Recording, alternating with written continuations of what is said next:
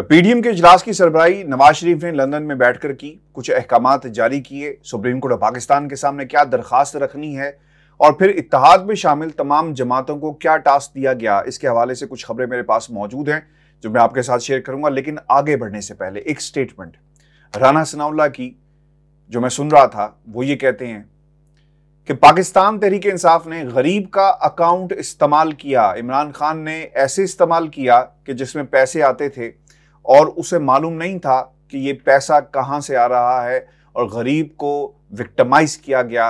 ये स्टेटमेंट जारी कौन कर रहा है? राना सनाउल्लाह। काश वहां पर बैठे हुए सहाफी मकसूद चपरासी की कहानी का जिक्र भी कर लेते, ये सवाल करते कि हमजा शहबाज के अकाउंट में पैसे आते रहे और वो ये कहते रहे कि जनाब मुझे नहीं मालूम कि कौन ऐसा सुदागर है और हातम ताई है जो मेरे अकाउंट में पैसे डालकर चला जाता है और इसका पता करवाया जाए, इन नामालूम अफराद का पता करवाया जाए।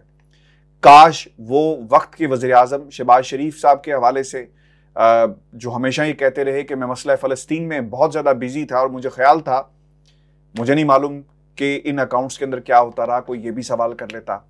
काश वो शख्स जिसे बलूचिस्तान की फिक्र नहीं है वो फ़लस्तीन की फिक्र कर रहा था। पाकिस्तान के मनी लॉन्ड्रिंग जिस तरह होती रही, अपने ख़ानदान के जो किरदार थे जिसके ऊपर बरतानिया में भी केसेस चल रहे हैं, पाकिस्तान में भी केसेस, एक तरीके से उनको ख़त्म करवाया गया। काश ये कोई सवाल उनसे भी कर लेता कि जनाब आप पर तो फर्द जुर्म आयद होनी थी, लेकिन क्या हुआ?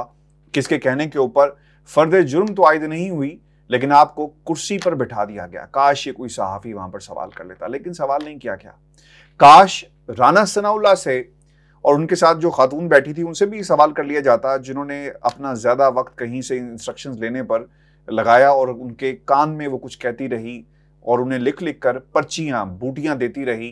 काश उनसे भी कोई सवाल करता कि अयान अली का किस्सा क्या हुआ जब मुल्क से बाहर वो जा रही थी खातून और पैसे बरामद हुए, केस चला, सज़ा क्या हुई, जो शख्स इन्वेस्टिगेशन कर रहा था उसका इंजाम क्या हुआ, आसिफ अली जरदारी के जितने फ्रंटमैन थे उनके बारे में कोई सवाल कर लेता।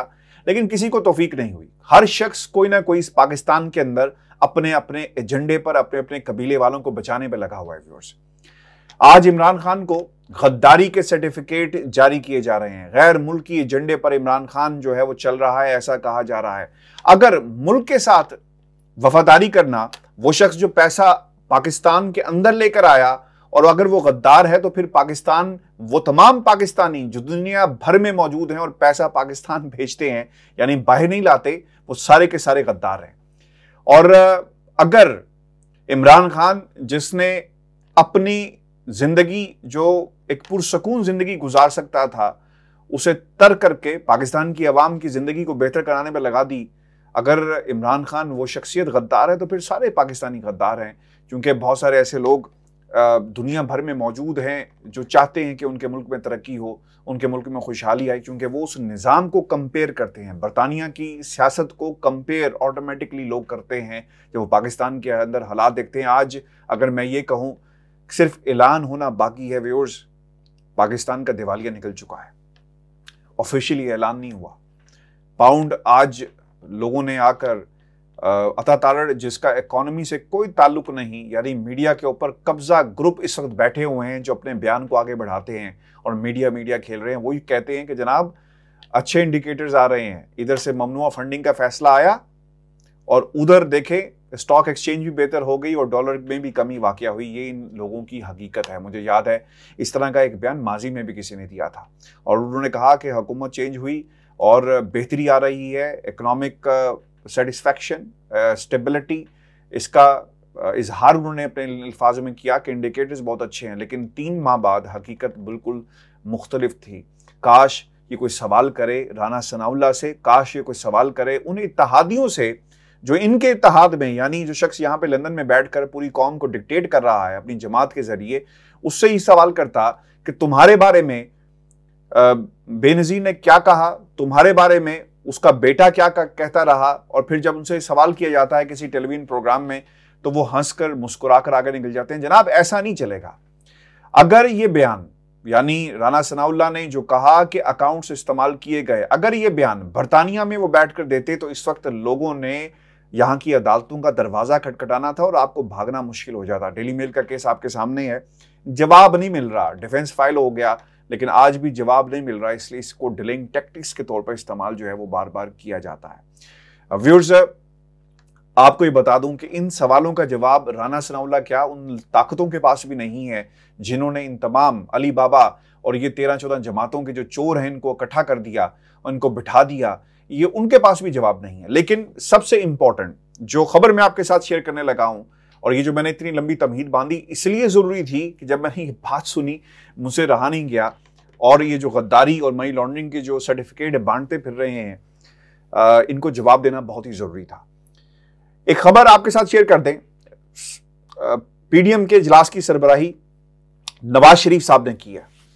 यह पाकिस्तान की तारीख का बल्कि दुनिया की तारीख का अनोखा वाकया है कि एक शख्स जो मुजरिम है वो अपनी जमात को लीड नहीं कर रहा, सिर्फ वो पाकिस्तान की तमाम जमातों को लीड कर रहा है। एक लाइन देता है और उस लाइन के ऊपर तमाम लोग निकल पड़ते हैं, क्योंकि उन्हें मालूम है कि एक ईमानतदार शख्स आया, डायरी लेकर आया, जाता है और वापस लश्कर लेकर आया, अगर वो दोबारा आ गया तो हमारा जीना और हमारी सियासत का हमेशा के लिए खात्मा हो जाएगा। इसलिए इन चोरों ने इकट्ठा बैठना और फैसले करना शुरू कर दिए हैं। आज एक फिर बैठक हुई लंदन में, सरबराही नवाज शरीफ साहब ने की, और वो कहते क्या है, उन्होंने 2 फैसले किए हैं। वहां पर ममनुआ फंडिंग केस के फैसले के हवाले से भी एक प्लेटफॉर्म जो है वो स्टेज किया गया। पिछले 20 दिनों की रिपोर्टिंग और 20 दिनों के वाकयात पाकिस्तान के सियासी मंजरनामे के अगर आप उठाकर 1 बाय 1 देखें तो तमाम रास्ते किस तरफ जा रहे थे, वो इस केस की तरफ जा रहे थे कि इस तरह की कोई ग्राउंड बनाई जाएगी। अब सवाल ये था, मैंने इससे पहले भी ये कहा कि न्यूट्रल एक निज़ाम लाया जा रहा है। न्यूट्रल निज़ाम ये क्या होगा कि तमाम लोग बुरे हैं जी, अब तो बैठकर ही आपको बात करना पड़ेगी। इमरान खान को मेज़ पर लाने के लिए इस तमाम हथकंडे अपनाए जा रहे हैं और चीज़ें मुश्किल होती जा रही हैं। अगर कोई समझता है ना कि हालात काबू में आ जाएंगे, तो काबू में नहीं आएंगे। नवाज शरीफ साहब ने 2 काम किए यहां पर बैठकर। पहला काम वो क्या करते हैं, पहला काम उन्होंने ये किया कि ममनुआ फंडिंग केस के हवाले से अगले 48 घंटों में एक रेफरेंस फाइल किया जाए, सुप्रीम कोर्ट पाकिस्तान के सामने ले जाएं, और रेफरेंस के अंदर बताया जाए कि एक जमात मुल्क दुश्मन है, अदम एतमाद उस पर करें, और बाहर के झंडे को वो मुसल्लत कर रही थी पाकिस्तान के अंदर। अगर कोई पैसा बाहर से पाकिस्तान में भेजता है और आप ये समझते हैं कि ये मुल्क के खिलाफ गद्दारी है, तो मैंने तो पहले कह दिया कि हम सारे गद्दार हैं। इस चीज को अब अदालतों में जस्टिफाई करने के लिए एक लीगल टीम जो है वो तश्कील दी जाएगी। कुछ अर्सा पहले आपने देखा होगा कि नवाजिशात होना शुरू हो गई थी और जजों के और अदलिया के हवाले से एक बाकायदा कंसोर्शियम बनाया गया आसमा जहांगीर कॉन्फ्रेंस के मौके के ऊपर, और कुछ लोगों को यानी जो लीगल आपकी फ्रेटर्निटी है उसको इकट्ठा किया गया, क्योंकि ज़रूरत पड़ेगी वक्त आने पर इस जंग को जीतने के लिए। क्योंकि अगर आप अदालतों से आपको वहाँ से फारिग करवा दिया गया तो फिर रास्ता कोई वापसी का नहीं रहता। अब तहरीक इंसाफ के रहनुमाओं के खिलाफ, पाकिस्तान तहरीक इंसाफ के खिलाफ अब अगले 48 घंटों में रेफरेंस फाइल करने की हदायत की गई है एक मुजरिम की तरफ से, जो मुल्क से भागा हुआ है, इन अदालतों से भागा हुआ है, इश्तिहारी है। वो पाकिस्तान की अदालतों के सामने जाने के लिए अपनी जमात को भी कह रहा है और इन तमाम दीगर सियासी जमातों को भी, इस कंसोर्शियम को भी उसने कहा कि आपने जाना है अगले 48 घंटों में। मैं आपको एक बात बता दूं कि 48 घंटों की बात तो एक तरफ, पहले डिक्लेरेशन करना पड़ेगी। आपको डिक्लेयर करना पड़ेगा कि जनाब ये जमात क्या है, इसका क्या किरदार रहा, और फिर ये भी याद रखिएगा इलेक्शन कमीशन के अंदर अभी इस फैसले को चैलेंज करना बाकी है। सुप्रीम कोर्ट ये बात कह सकती है कि जनाब ये फैसले का इख्तियार था इलेक्शन कमीशन को, उसने कर दिया, अब उन्होंने शो कॉज नोटिस जो है वो दिया, इस पर जवाब अभी इलेक्शन कमीशन के अंदर पेंडिंग है।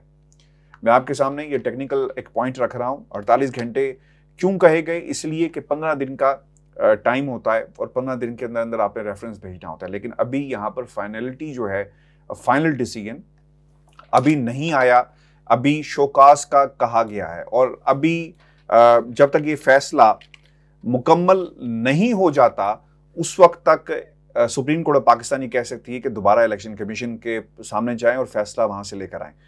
दूसरी बात जो कही गई है सुप्रीम कोर्ट ऑफ पाकिस्तान के सामने रखी जाएगी और वो ये होगी, और इस हवाले से पाकिस्तान की मीडिया ने इसे रिपोर्ट भी किया है कि तहरीक इंसाफ के रहनुमाओं को इदारों के खिलाफ नफरत अंगेज बयानात रोकने की दरख्वास्त जो है वो सुप्रीम कोर्ट ऑफ पाकिस्तान में समाअत के लिए मुकर्रर कर दी गई है। और इसकी सरबराही कौन करेंगे? जस्टिस एजाजुल एहसन की सरबराही में 2 रुकनी बेंच जो है तश्कील दिया गया है, जिसमें जस्टिस यहिया आफरीदी भी 2 रुकनी बेंच का हिस्सा होंगे। और ये तहरीक इंसाफ के खिलाफ जो हर्जा सराई की दरखास्त हैं उसका एक बैकग्राउंड बनाया गया। अब जो आखिरी मार्का होगा वो अदालत में लगेगा, ऐसी तैयारी कर ली गई है। काश ये जो जितने भी मुल्क के बहुत ही ज़्यादा ख्याल करने वाले और प्यार करने वाले और पाकिस्तान के इदारों से प्यार करने वाले लोग जो हैं और जो जितने भी ये वकला साहिबान हैं वो नवाज शरीफ की तकरीरों को भी निकालें। प्लीज़ ये काम करें अगर आप वाकई ही मुहिबुल वतन हैं, जिन्होंने पाकिस्तान के अंदर रहते हुए बेटी की शक्ल में और पाकिस्तान से बाहर रहते हुए अपनी शक्ल खुद यानी सरबराही जो कर रहे हैं नवाज शरीफ साहब इस पूरे खेल की, उन्होंने पाकिस्तान के इदारों और जनरल बाजवा का नाम लेकर उन्हें बुरा भला कहा, फैज़ हमीद साहब का नाम लेकर बुरा भला कहा, पाकिस्तान की फौज को बुरा भला कहा। आपने शायद एक बात नोट की हो, 6 आपके फौजी जो अफसरान थे वो शहीद हो गए। आपने कहीं पर कोई तफरीक देखी? यानी पाकिस्तान की अवाम अपनी फौज से प्यार करती है। जिस तरह बलोचिस्तान में जो काम बलोचिस्तान हुकूमत का था, जो काम पंजाब के अंदर पंजाब हुकूमत का था, कुछ इलाकों में जहां पर भी सैलाब आया, जो काम सिंध में हमेशा से सिंध हुकूमत का है, जो काम केपी में केपी हुकूमत का था, जो काम वफाकी हुकूमत का था, वो लाइट कैमरा एक्शन वाली सरकार निकली। ये काम उन्होंने नहीं किया, वो फौज कर रही थी। पाकिस्तान की अवाम ने ना सिर्फ अफसोस का इजहार किया बल्कि ऐसा महसूस हुआ, जो पिक्चर्स हमारे सामने आ रही थी, कि ये जवान अपनी जानों का नजराना पेश करते हैं और वो काम जो पाकिस्तान की हुकूमतों का होता है इनको करना पड़ रहा है। और फिर हम ये कहें कि पाकिस्तान तहरीक इंसाफ जो है वो फौज के खिलाफ हर्जा सराई करती है। पाकिस्तान तहरीक इंसाफ फौज के खिलाफ हर्जा सराई नहीं करती। पाकिस्तान तहरीक इंसाफ उन किरदारों की सिर्फ निशानदही करती है जो रोक सकते थे, मुल्क के अंदर साजिश होने को रोक सकते थे, लेकिन उन्होंने रोका। 71 की सिचुएशन जो है वो इस वक्त मुल्क के अंदर पैदा हुई है, खाला जग्गी हो सकती है। कैसे होगी उस पर जाने से पहले मैं आपको बताऊं कि नवाज शरीफ साहब ने एक काम अब किया है। अब वो ये कह रहे हैं कि फजलुर रहमान साहब की जमात पेशावर में रैली निकालेगी, यानी पाकिस्तान तहरीक इंसाफ की हुकूमत के खिलाफ वहां पर रैली निकालेगी। बीएनपी कोयटा में जाकर रैली निकालेगी, यानी जो उनकी अपनी जितनी भी जमातें हैं। सिंध के अंदर सक्खर और हैदराबाद और कराची में एहतजाज कौन करेगा? पाकिस्तान तहरीक इंसाफ के खिलाफ पीपल्स पार्टी करेगी। और पंजाब के अंदर भी नून लीग जो है वो एहतजाज करेगी, पिंडी में एहतजाज होगा, इसके साथ साथ इस्लामाबाद में एहतजाज होगा। नवाज शरीफ साहब क्या चाहते हैं? नवाज शरीफ साहब का शुमार पाकिस्तान की तारीख में उन लोगों में होता है कि जब इनके मुताबिक हालात नहीं होते ना, तो फिर ये जहाज से किसी की तस्वीरें भी फिंकवाएंगे। जब हालात इनके काबू में नहीं रहते तो फिर ये फौजियों का गिरबान भी पकड़ लेते हैं, जनरल्स का गिरबान पकड़ लेते हैं। जब हालात इनके काबू में नहीं होते तो फिर ये सुप्रीम कोर्ट ऑफ पाकिस्तान की दीवारें भी फैलाएंगे। माजी में ऐसा हुआ। और जब हालात इनके कंट्रोल में आते हैं तो फिर सिस्टम के अंदर अपनी मर्जी के लोगों को घुसाना शुरू कर देते हैं। पाकिस्तान के अंदर जो इस वक्त बात हो रही है कि शायद इमरान खान को गिरफ्तार कर लिया जाएगा, ईसीआई में नाम डाल दिया जाएगा। और फिर ये भी सवाल हो रहा है कि क्या पाकिस्तानी जो बैरून मुल्क मौजूद हैं क्या पैसा अपना पाकिस्तान में नहीं भेजेंगे? अब हमने पिछले 24 घंटों में देखा कि तकरीबन 25 से 30 शहादतें ऐसी आ गई जिसमें ये बात कही गई कि ये पैसा हमारा है, हम पाकिस्तान के शहरी हैं यानी ड्यूअल नेशनल हैं, और हमने ये पैसा पाकिस्तान तहरीक इंसाफ को दिया। अगर इलेक्शन कमीशन और पाकिस्तान के रिकॉर्ड के अंदर डिस्क्रिपेंसीज पाई जाती थी तो इसका तदारुक कौन करेगा? कोई तदारुक करने के लिए तैयार नहीं है। इन गवाहियों का क्या बनेगा? अब कोई शख्स रेफरेंस उठाकर चला जाएगा और कहेगा कि जनाब सुप्रीम कोर्ट ऑफ पाकिस्तान के अंदर डिक्लेरेशन भी आपने नहीं दी कि जनाब ऐसा हुआ, मुल्क के अंदर पैसा आया और हम इस जमात के ऊपर पाबंदी लगाना चाहते हैं। अब जो लीगल बैटल है काफ़ी लंबी होगी। और ये भी आपको याद रखना चाहिए कि मुल्क के अंदर एक न्यूट्रल निज़ाम और एक इक्वल जो ग्राउंड लाने की कोशिश कर रहे हैं कि तमाम जमातों को एक मौका मिल सके कि ठीक है, अगर नवाज शरीफ साहब नाअहल थे तो चलें, ये दूसरी तरफ भी हमने एक ऐसी सिचुएशन क्रिएट की एक फैसले की शक्ल के अंदर, तो अब तमाम लोगों को लेवल प्लेइंग फील्ड एक मिल गई है। मैं आपको एक बात बताऊं, दुनिया के किसी कानून में ऐसा नहीं लिखा, और चूंकि ये ताल्लुक पाकिस्तान के कवानीन से है, कि आप ये कहें कि जनाब पैसा बाहर से पाकिस्तान नहीं आ सकता। यहां पर पैसा पाकिस्तान के अंदर आया है, पाकिस्तान से बाहर नहीं गया। इन जमातों के ऊपर क्या इल्जाम है? आज इन्होंने जो दूसरा हिस्सा था अपने कवानीन का, नैब कवानीन का, उसको भी करवा लिया पूरा कि जनाब ठीक है, मंजूर करवा लिया, और 500 मिलियन गालबन जो तक का जो पैसा होगा वो उन्होंने बार कर दिया कि जो नैब है उसके ऊपर कार्रवाई नहीं कर सकेगी, इससे ऊपर जो है वो नहीं करेगी। यानी ये फैसले, और जिस तरह वो नवाज शरीफ साहब बाहर लंदन में बैठकर कहते हैं कि कश्मीर के मामले को रोल ओवर किया गया, फैसले करवाए गए, अब वो कर क्या रहे हैं? गेम अब ये हो रही है कि इमरान खान को बैन करवाया जाए, और अगर इमरान खान रास्ते से हट गया, यानी -1 की बात की जा रही है, तो फिर आगे इस पार्टी का कोई जो है वो हाल नहीं होगा। ये वजह थी कि आज ये जो बहस शुरू हो गई, और मैंने इससे पहले भी कहा था कि इन जमातों में, यानी जो मरूसी सेटअप्स होते हैं दुनिया में कहीं भी हों, जो आपकी अपनी एम्पायर्स लगी होती हैं, वह क्या होता है कि बाप गया बेटा आ गया, बेटा गया तो आगे बेटा आ जाएगा। नवाज शरीफ खानदान के अंदर ये चीज़ मौजूद थी कि मरियम मौजूद थी जानशीन बनने के लिए, वो भी खैर नाअहल हो गई। शहबाज शरीफ मौजूद थे, पार्टी की सियासत, ख़ानदान की सियासत जो वहीं पे रहेगी।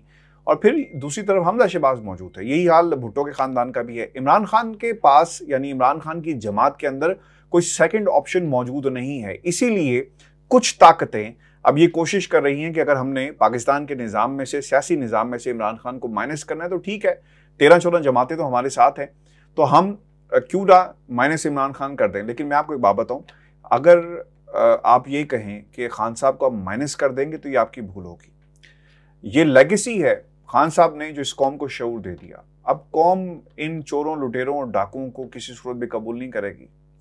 उन लोगों को कबूल करेगी जो नजरियाती हैं, जो पाकिस्तान की बात करते हैं, और पाकिस्तान उनके साथ है और वो पाकिस्तान के साथ है। जिन लोगों का मरना पाकिस्तान में ना हो और पाकिस्तान से बाहर बैठकर वो मुल्क की सियासत को चलाएं और आप समझें कि आप नेल्सन मंडेला बन जाएंगे, कौम इन्हें रिजेक्ट करेगी। अब वक्त लगेगा। हमने पंजाब के अंदर नून लीग के वोट को कम होते हुए देखा है। वो वोट बैंक अब नहीं रहा, इसमें कमी वाक़या हुई है। एक और बड़ी इंटरेस्टिंग बात हुई इस जो पीडीएम का जो सरबराही इजलास था, उसमें उन्होंने ये कहा, कुछ लोगों ने तहफ़्फ़ुज़ात का इजहार किया। शेरपाव साहब ने कहा कि जनाब आप महंगाई पर काबू पाएं, क्योंकि लोग जो हैं वो आप यहाँ पर अपनी कुर्सियाँ बचाने के लिए लगे हुए हैं कि ये कर लिया जाए और फलां को गिरा लें। और लोगों ने इससे पहले भी कहा कि हम इस इत्तेहाद में इसलिए शामिल नहीं हुए थे कि हमने इमरान खान के ख़िलाफ़ जो है इस इत्तेहाद को बनाया था, बल्कि इत्तेहाद इसलिए था कि मुल्क को मसाइल से निकाला जा सके। अब दूसरी जो इंपॉर्टेंट बात इसमें कही जा रही है, तहफ़्फ़ुज़ात का इजहार किया गया, उसके बाद वोटिंग भी हुई, वो ये थी कि अगर आपने रेफरेंस में आपकी कामयाबी हो गई, सुप्रीम कोर्ट ऑफ पाकिस्तान आपके हक में फैसला दे देता है, जो कि बहुत ज़्यादा अनलाइकली है, तो फिर 140 के करीब लोग जो हैं वो डी सीट हो जाएंगे। यानी तमाम जो आपकी केपी असम्बली है वो भी जाएगी, पंजाब असम्बली वो भी जाएगी, और इसके साथ साथ वफाक के अंदर भी मामला जो है वो भी ख़राब हो जाएंगे, वो भी लोग डी सीट हो गए। तो फिर क्या होगा कि इतनी बड़ी तादाद के अंदर आप ज़िमनी इंतखाब नहीं करवा सकते, नंबर 1। नंबर 2, इसमें बात ये होगी कि वफाक के अंदर एक इत्तेहाद मौजूद है और नंबर लेना बहुत ही ज़रूरी है। एक ख़ास नंबर है, अगर वो पूरा नहीं कर पाते, सदर पाकिस्तान ये कह देते हैं कि आप एतमाद का वोट लें, तो फिर क्या होगा? यानी पिछले 4 माह के अंदर इस मुल्क में सिर्फ और सिर्फ हुकूमत को कैसे बचाना है, किस हुकूमत को कब घर भेजना है, इसके अलावा कोई बात नहीं हुई। डॉलर कहाँ से कहाँ पहुँच गया, मुल्क के अंदर भूख आपको मिलेगी, नौकरियाँ मौजूद नहीं हैं, ख़ानदानों की सियासत चल रही है, और अगर एक लीडर इमरान खान आया, आप उसको भी जो है वो दबाने की कोशिश कर रहे हैं और आप चाहते हैं कि इमरान खान को माइनस कर दिया जाए। याद रखें, जिस कुव्वत ने इमरान खान को माइनस करने की कोशिश की वो खुद सियासत से माइनस हो गया, वो नहीं होगा।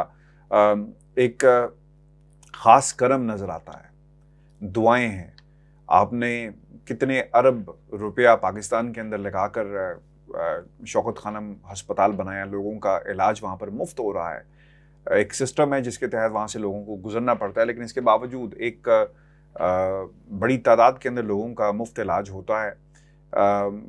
बहुत सारे अहमकाना इल्ज़ामात लगाए गए हैं इमरान खान की ज़ात के ऊपर, और इल्ज़ामात की नोयत यानी ऐन वक्त पर। अब ये देखें, इस पर कोई दलील यानी कोई सबूत की कोई ज़रूरत नहीं है। दलील सबसे बड़ी ये है कि ऐन वक्त पर एक जुमला ऐड किया गया कि कानून के मुताबिक इसके ऊपर कोई और कार्रवाई करना चाहता है तो कर ले, और एकदम से 48 घंटों में कार्रवाई जो है वो शुरू हो जाती है। इमरान खान साहब तो सही कहते थे कि जनाब ये पाँव में बैठे रहते हैं इलेक्शन कमीशन साहब, और जाके लाहौर में किससे मिलते हैं, क्यों मिलते हैं, और इसका मिलने की वजूहात क्या है। अब मैं ये समझता हूँ पाकिस्तान के इदारों को एक बार फिर अब ये वक्त आ गया है कि वो अपनी जो रोल है, अपना रोल वो प्ले करें, क्योंकि मुल्क मुतहम्मिल नहीं हो सकता। 71 वाली सिचुएशन पैदा हो गई, खाना जंगी हो गई, और ये कहते हैं कि हम इलेक्शन कमीशन के बाहर एहतजाज करेंगे। आप इजाज़त दें, इस मुल्क के अंदर कोई मुल्क के सरबराह के खिलाफ 10 डाउनिंग स्ट्रीट के बाहर एहतजाज करना चाहे, कोई नहीं रोकता। आप टाइम लें, आप एहतजाज कर सकते हैं। तो पाकिस्तान का कानून और आइन किस बुनियाद के ऊपर आप उसको आंखें बंद कर लेते हैं क्योंकि मुखालफीन आपके ऊपर आपके एहतजाज करना चाहते हैं और आप उसे एहतजाज जो है वो नहीं करना देना चाहते। और अगर हम ये कहें कि इस वक्त एक और साजिश जो है वो तैयार की जा रही है, पाकिस्तान के ताकतवर हलकों को अपना किरदार अदा करना पड़ेगा, क्योंकि पहले मुदाखलत हुई और साजिश हुई, तब रास्ता रोकना चाहिए था, नहीं रोका गया। अब साजिश क्या हो रही है? साजिश ये हो रही है, और इस साजिश के अंदर इलेक्शन कमीशन मिला हुआ है, और इस साजिश के जरिए इमरान खान को माइनस करने की कोशिश की जा रही है। एक बयान अब से कुछ ही देर पहले जारी हुआ है खान साहब का, और उन्होंने ये कहा कि मैं अकाउंटेंट नहीं हूँ, अकाउंटेंट्स मुझे ब्रीफिंग देते हैं, कितना पैसा आया, कैसे गया। तो आप ये नहीं कह सकते कि इसमें इमरान खान का मसला था। अकाउंट्स के अंदर अगर कहीं पर प्लस माइनस गलत हुआ, सही हुआ, तो इसकी जिम्मेदारी उस अकाउंटेंट के ऊपर आती है। बरतानिया के अंदर, मैं आपको ये बड़ी जिम्मेदारी के साथ बात बता रहा हूँ, बरतानिया के अंदर अकाउंटेंट जिम्मेदार होता है। ये उसकी जिम्मेदारी होती है कि वो अकाउंट्स को लुक आफ्टर करे। अगर वो आपके बिहाफ के ऊपर गलत इंफॉर्मेशन कहीं पर जमा करवाता है तो फिर वो उसकी लाइबिलिटी बढ़ जाती है। खान साहब का जो नुक्ता है ना, वो बिल्कुल ठीक है। ये अकाउंटेंट्स की जिम्मेदारी है कि उन्होंने क्या किया, और इलेक्शन कमीशन के जो इल्ज़ामात हैं वो अहमकाना हैं। उन्होंने एक रिपोर्ट किसी की फरमाइश पर आखिर में शामिल की, ये खान साहब कह रहे हैं, और फिर अकाउंटेंट्स का उन्होंने जिक्र किया। इलेक्शन कमीशन ने 2 रिपोर्ट्स बनाई, एक किसी की फरमाइश पर शामिल की गई। व्यूअर्स, ये हमारा आज का शो है, अपने कमेंट्स भेजिएगा। मैं घंटों इस पर बोल सकता हूं, क्योंकि इमरान खान को एक साजिश के तहत, यानी एक साजिश के तहत निकाला गया, अब दूसरी साजिश के तहत जो है सियासत से माइनस करने की जो है वो कोशिश की जा रही है। पाकिस्तानियों ने, जिन्हें कहा गया कि ये पैसा क्यों भेज रहे हैं और बाहर के लोग क्यों भेज रहे हैं, पैसे की जो अमाउंट्स की जो क्वांटिटी है वो डबल हो गई है। और ये होता है अपने लीडर के ऊपर जो पाकिस्तान के लिए खड़ा है। इमरान खान चला जाएगा, नुकसान किसका होगा? इस कौम का होगा। इन चोरों डाकुओं की हुकूमत फिर आ जाएगी, नुकसान किसका होगा? पाकिस्तान का होगा। ये सोचें, इस पर ज़रूर बात करें, लोगों को बताएं। प्लीज़ इजाज़त दीजिए। अल्लाह।